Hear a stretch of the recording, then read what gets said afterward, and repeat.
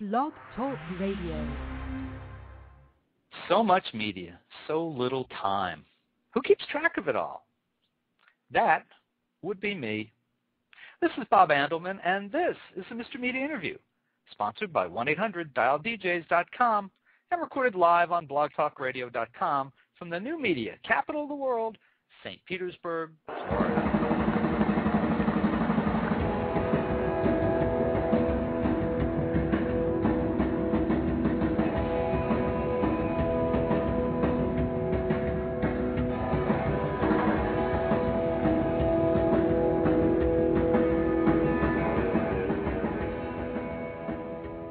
I didn't know anything about James Maddock's past when his publicist said, "You should check out this guy's music."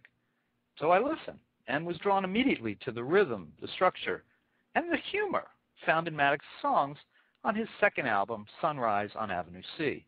He's got a strong handle on sharing his inner Rod Stewart-sounding voice on softer rock and ballads, intense, ironic, and somewhat bemused, that held sway over a listener not necessarily known for his patience with this form. It turns out Maddock has quite a story to tell, too. The Brit looked to be the next big thing back in 2000 when his first album, Songs from Stamford Hill, was released by Columbia. It had a song that attracted radio play, drew inclusion on the first Dawson's Creek TV soundtrack, and he toured with Paula Cole and Train. But it was all downhill from there, so we hear, and Maddock largely disappeared until now. And during the next 25-30 minutes, I'll talk to the singer-songwriter about his life, his music, and we'll play a few cuts from his new release, Sunrise on Avenue C, now available on the iTunes Store and Amazon.com. I think you'll enjoy what you hear. James, welcome to Mr. Media. Hi. How you doing?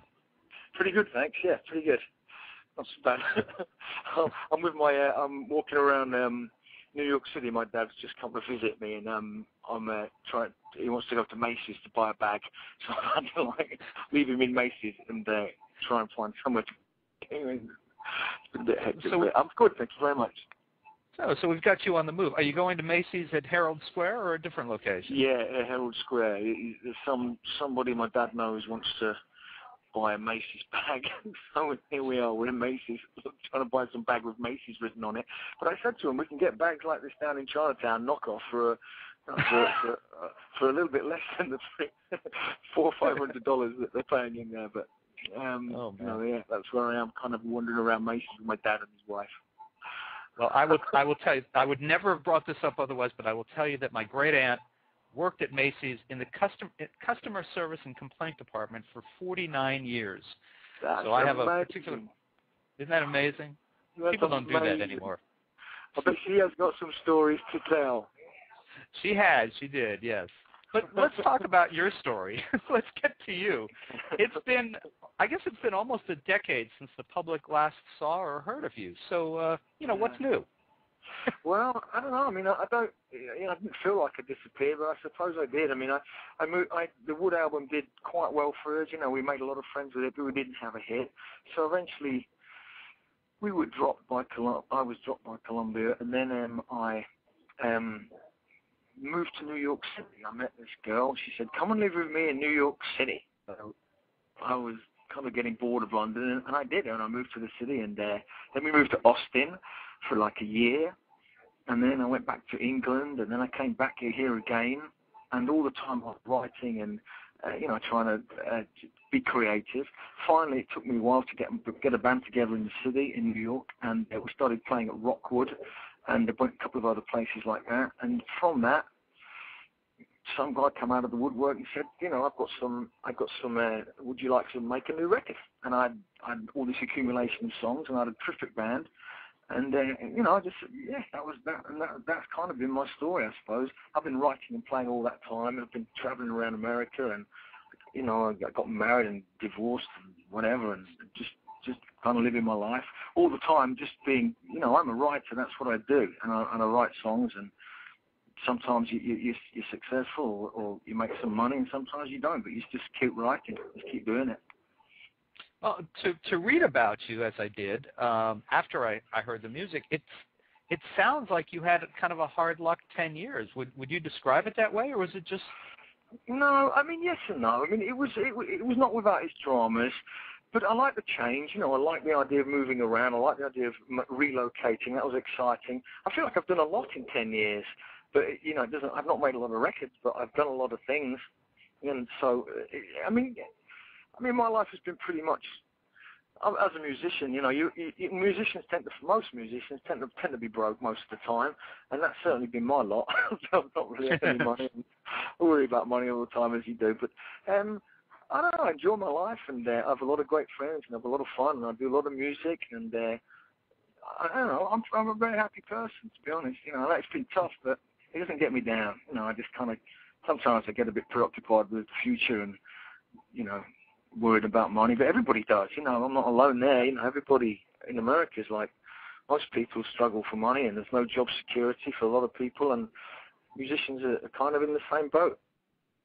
Well, you know, it's funny. Well, yeah, and it's not funny, ha funny, but it was funny to me that on the second listen to Sunrise on Avenue C, it struck me that you are a cheerful guy, or at least you present yourself in your music. I thought it was the sound of a very cheerful guy. Good. I mean, nobody's one-dimensional, are they? Everybody has ups and downs and goods and bad days, and you have to write about that too. But no, I'm generally an upbeat person. At least that's right. At least I hope so. I mean, I'm not a depressive, like introvert, you know, kind of one. I'm not one of those artists that are, you know, I don't know, miserable and deadly self-obsessed. You know, that's not my thing.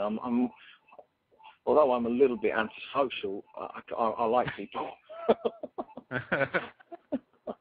Generally like people, and I try and be cheerful. And some of my songs are serious, but some of them have a cheery little moment, and I hopefully my humour comes through in some of them. I think sometimes it gets a bit cryptic, and some of the jokes get a little bit lost, but hopefully it's good times listening to the record. It's not a depressing record. It's a considered and uplifting record at moments, and melancholic at other ones. I love melancholy, actually. I love nostalgia, and I like that feeling that music can give you, which is which can get you reflective, and you know, take you back to a place and all that. I kind of like that, the way that music does that too. So. I'm curious to see. I think it's you know, considering what the certainly the United States and the world economy has been through in the last 12 months. I think this may be perfectly timed in terms of, you know, people are looking for something to cheer them up, and it's got that sound. And as a matter of fact, I think this is probably a good moment, with your permission. I'd like to play first of the three cuts we're going to play from the album. This is Chance. And maybe after the song, we can talk about it a little bit, and you and your dad can make a few more steps towards Macy's in the meantime. He's already in there doing his thing. I'm kind of slow. Oh, all right. All right, good. Well, folks, this is Chance by James Maddock, and if you like it, and I think you will, you can download it individually or the entire album from iTunes and Amazon. So give a listen to this, and we'll be right back with James.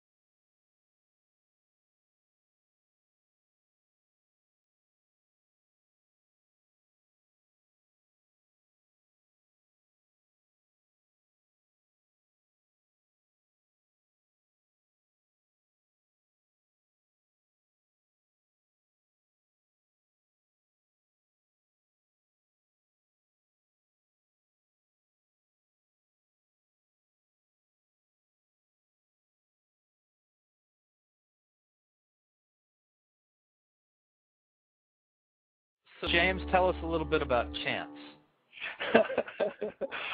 Okay, I mean it's a breezy song, and I wrote it in about 20 minutes. One day I just love the feel of it. I think I wanted to get something of that feel of the Werewolves of London, that Warren Zevon song, which kind of felt the feel that I was looking for. It's just a song about a girl that you kind of you have feelings for, and it might work out for you. You don't know. Maybe a bit of pessimism in there, but I don't know. It's a mixed up song about mixed up relationships, and it's fun. It's got a nice atmosphere to it. I love the strings on it, which kind of remind me of disco. Like 70s disco. That high line there, which I love. And they were done by a great musician in the city called Eleanor Whitmore. He's a fabulous violin player. Played all the strings on the record, and it's very simple. I love songs that are easy to play and easy to sing and not too complicated. I love Creedence Clearwater, and I love the way that they can write a song which is a couple of chords, and it's you can play it in a bar. You don't have to work too hard to pick up the chords, and that's kind of my style at the moment, to try to write simplistically, like Tom Petty or someone like that, and just to make it effective. So, I enjoy listening to that, and it's funny you mentioned Creedence. I could see. I was first going to say Rod Stewart, because you've got a very similar sounding voice to my ear. Anyway, I could hear Fogerty perhaps in that too.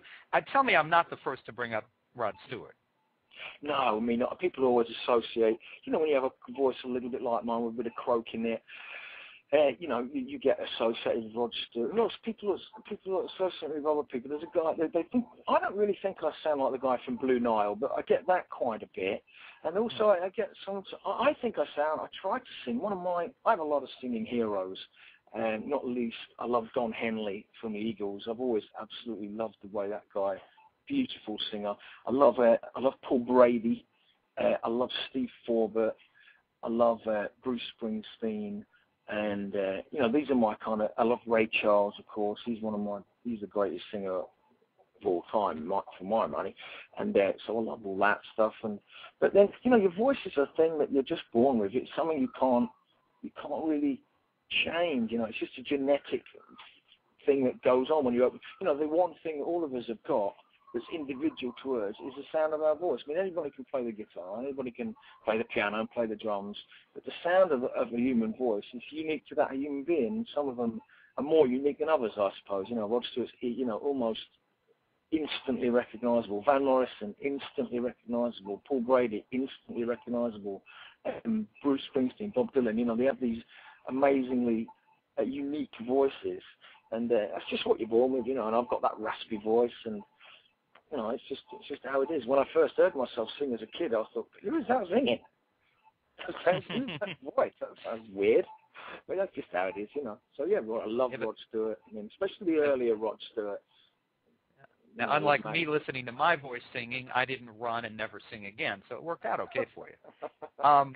I want to, because I don't want to run out of time, because I want to make sure we get in these other two songs, because people who are not familiar with you, I want to have the pleasure of being the one to expose a lot of people to your music. Now, this next one is the title song from Sunrise on Avenue C. Also, a very charming song, obviously very inspired. So let's play this, and we'll come back and talk a little bit about Sunrise on Avenue C. I'll remind everybody you can get this and download it or buy the whole album at iTunes or Amazon.com. Yeah, and you go to my store as well, jamesmaddock.net. Yeah, follow the links. I will give all that information out at the end. Now listen up, folks. This is James Maddock, Sunrise on Avenue C.